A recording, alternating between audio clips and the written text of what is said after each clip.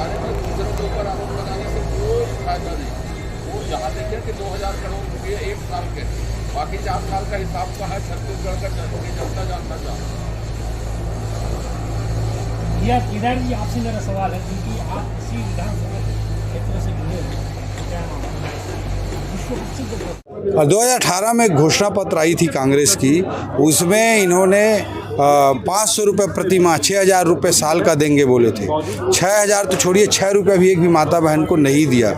और अब भारतीय जनता पार्टी की सरकार बनते ही 3 महीने के भीतर हमने महतारी वंदन योजना प्रति माह 1,000 रुपये, साल का 12,000 रुपये हमने लागू कर दी है। इससे कांग्रेस काफ़ी बौखलाई हुई है और इनको भागते भूत की लंगोट से ही पता है कि सरकार तो बननी नहीं है, तो इसलिए कुछ भी बोल दो, इस तरह की बातें ये कर रहे हैं।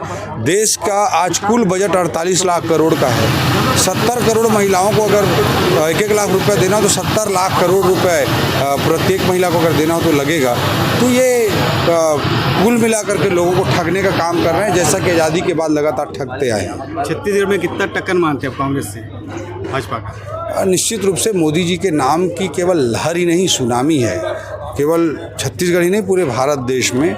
और मैं मानता हूं कि छत्तीसगढ़ की जनता जनार्दन मोदी जी को एक तरफा आशीर्वाद देने के लिए तैयार खड़ी है। हमारे संगठन का काम है कि हम अपने मोदी जी के कामों को, उनके विचारों को गली गली मोहल्ले मोहल्ले तक पहुंचाएं, उसके लिए हम काम कर रहे हैं। लेकिन मोदी जी के नाम की पहले से ही लहर नहीं, सुनामी है। और लेकिन हम अपना काम पुख्ता ढंग से कर रहे हैं और प्रत्येक मतदाता, प्रत्येक जनता जनार्दन तक पहुँचने का प्रयास कर रहे हैं।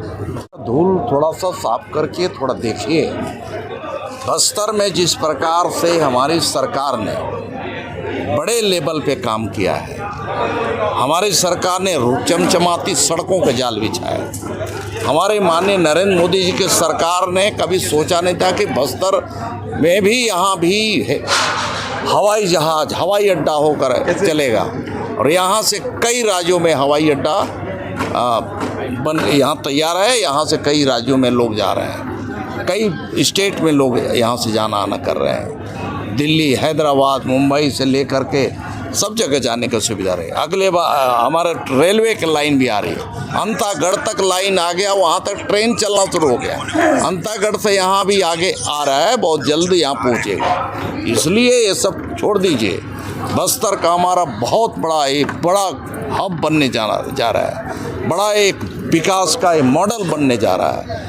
इसलिए तरह तरह के हर क्षेत्र में यहाँ काम का गति वहाँ दिया जाएगा। बस्तर के लोग बाहर पलायन कर रहे हैं और बाहरी लोग बस्तर में आ रहे हैं, तो बस्तर में इसके लिए बस्तर के लोगों को बस्तर में रखा जाए, इसके लिए क्या प्लान चल रहा है सरकार? अलग अलग स्किल के आधार पे लोग का जहाँ जहाँ डिमांड होता है वहाँ जाते हैं। यहाँ भी बहुत सारे लोग आते हैं, यहाँ के लोग भी बहुत सारे आना जाना करते हैं। स्पेसिफिक कोई अगर कारण हो तो बताएं, तो उसके लिए हमारी सरकार आगे आकर के उनकी मदद करेगी। जो ये छोटे अम्मावाल है, ये जो हमारे बस्तर का दसरा पर्व जो 75 दिन चलता है, उसमें हमारे इसी यहाँ पर वहाँ ये वंश परंपरा है, जो जोगी मिठाई होती है, और उसी परिवार का ही सदस्य वहाँ पर 11 दिन निर्जला उपवास करके वहाँ पर बैठता है। और ये अत्यंत हर्ष का विषय है। और दसरा पर्व सभी समाज का, और जिसमें सबकी सहभागिता होती है, इससे बड़ा उदाहरण दुनिया में और कहीं नहीं हो सकता।